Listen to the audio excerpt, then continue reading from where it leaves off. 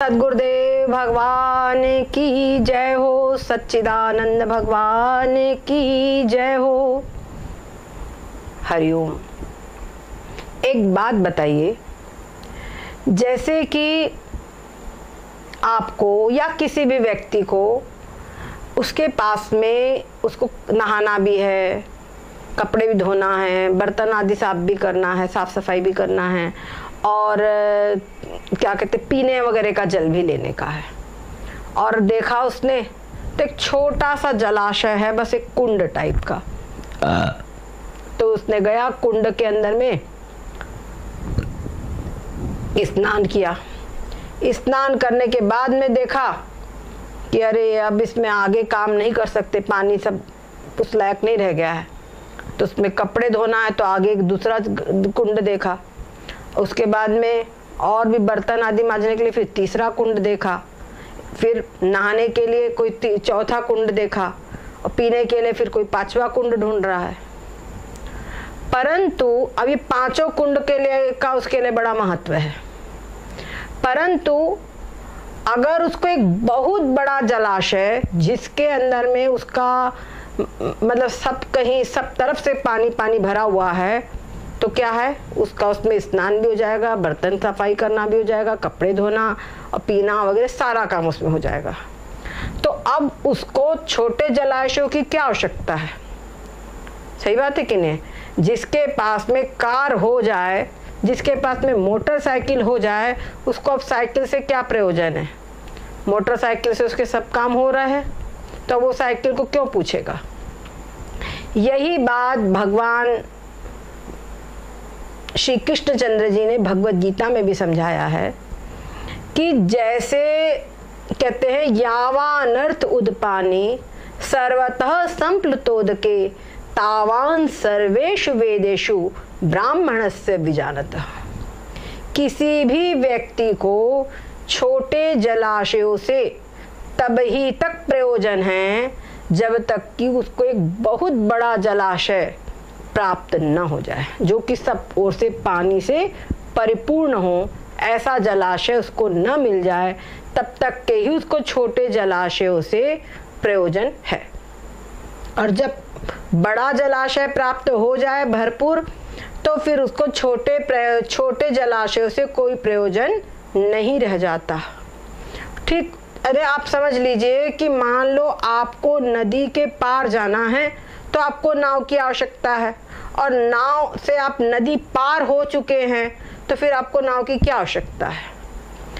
उसी प्रकार से मान लीजिए कि किसी भी व्यक्ति को, जो संसारी व्यक्ति है, उसको जो काम्य कर्म है, काम्य कर्मों से उसको तब ही तक प्रयोजन है जब तक कि उसको मतलब जो काम्य कर्म है, काम्य कर्मों से उसको इस पृथ्वी लोक के और परलोक के यानी सब पूरे केवल मात्र जो विषय भोग है वही उसको प्राप्त होंगे और उनका आनंद उसको प्राप्त होगा।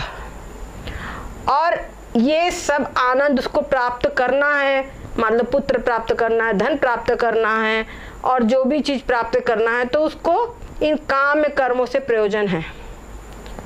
और अगर मान लीजिए उसने आत्म साक्षात्कार कर लिया, ब्रह्म साक्षात्कार कर लिया, तो समझ लीजिए कि वो आनंद से सागर में, आनंद सागर उसको प्राप्त हो गया। उसको जो ब्रह्मानंद समुद्र वो प्राप्त हो गया। अब उसको ये जो छोटे छोटे काम्य कर्मों उसकी कोई आवश्यकता नहीं। क्यों? क्योंकि ब्रह्मानंद समुद्र एक ऐसा समुद्र है कि कहते हैं जो आनंद सिंधु सुख राशि सी करते त्रैलोक सुपासी। उस ब्रह्मानंद समुद्र की एक बूंद से सारा का सारा ब्रह्मांड तृप्त हो रहा है।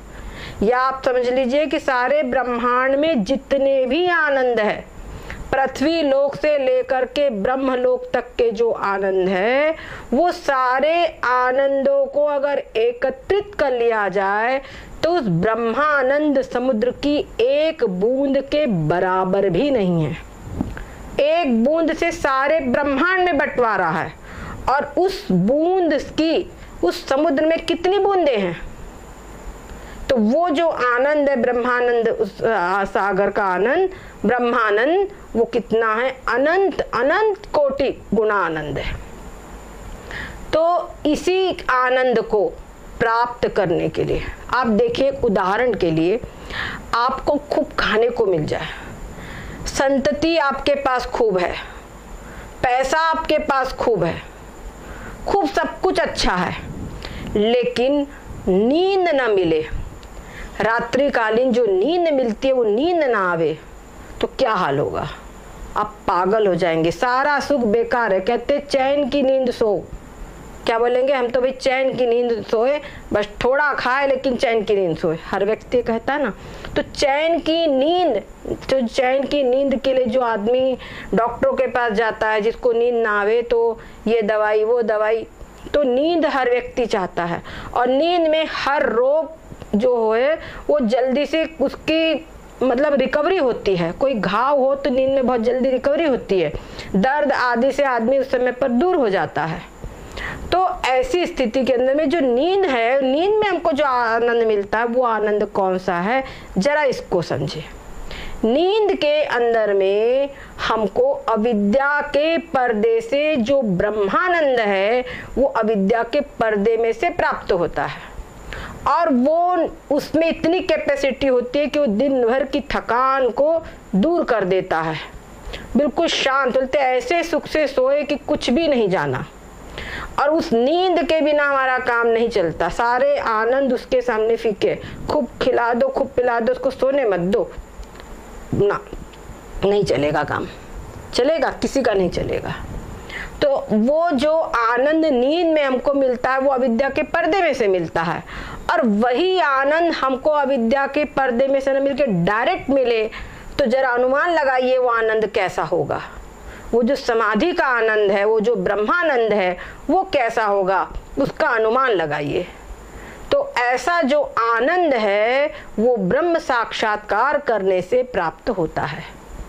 तो जो काम में कर्म है, काम में कर्मों से जो हमको मिलता है, वो समझ लीजिए छोटे छोटे जलाशय हैं। ये छोटी सी कामना पूरी हो जाएगी एक काम में से, दूसरे काम में कैसे कोई दूसरी अभिलाषा पूरी हो जाएगी, दूसरी कामना पूरी हो जाएगी, कोई और है बड़ा काम में कर्म से स्वर्ग मिल जाएगा, किसी ब्रह्मलोक मिल जाएगा, यही होगा।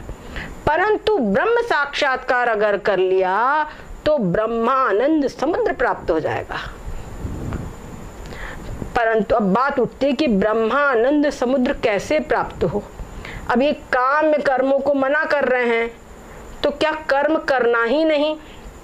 व्यक्ति के मन में बात समझ में नहीं आती है। कर्म नहीं करना, क्या कर्म छोड़ दे? नहीं, कर्म छोड़ने की बात नहीं कर रहे हैं। कर्म करना है पर निष्काम कर्म करना है, काम में कर्म नहीं करना है। क्योंकि काम में कर्म को करोगे तो वो वस्तु की प्राप्ति होगी और फिर वो आपको संसार चक्र, पिछली बार हमने बताया था, वो संसार चक्र की प्राप्ति होगी। लेकिन अगर मान लो वही कर्म को वो निष्काम भाव से करता है, तो आप जरा विचार कीजिए, आपके 3 पुत्र हैं और 2 पुत्र तो ऐसे हैं जो आपकी सेवा करते हैं इसीलिए कि पिताजी की संपत्ति हमको मिलेगी। वो इसलिए सेवा करते हैं कि पिताजी, हम उनकी सेवा करेंगे तो संपत्ति सब हमको देंगे।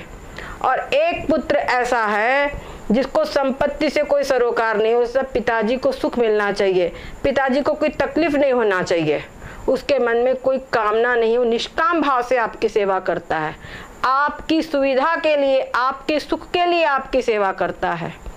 तो आप पिता होकर जरा अपने हृदय पे हाथ रख करके देखिए कि आप उसको संपत्ति नहीं देंगे, बल्कि और भी अधिक देंगे। भगवान खुद ही कहते हैं कि सदा सदा करो तिनकी रखवारी, जिम बालक राखे महतारी। जो पूर्ण रूपेण मेरी शरण में होता है, मेरे ऊपर ही निर्भर होता है और पूर्ण रूपेण निष्काम रूप से मेरे ऊपर समर्पित होता है, वो मेरे को अपना छोटे बालक की तरह मेरे को बहुत प्रिय है।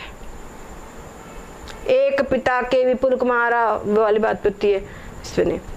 तो ऐसी स्थिति के अंदर में भगवान के सब पुत्र हैं और भगवान की जो निष्काम भाव से सब कार्य करता है, जो कर्म करता है, पूजा आदि सब कुछ, वहां पर भगवान उसके जो पुराने जो पाप होते हैं उन पापों का क्षय हो जाता है इससे। और साथ में भगवान विशेष उसके ऊपर इसकी कृपा करते हैं कि सारा योग जिससे उसको आत्म साक्षात्कार प्राप्त हो जाए, वो आत्म साक्षात्कार के सारे योग उसको प्राप्त करा देते हैं।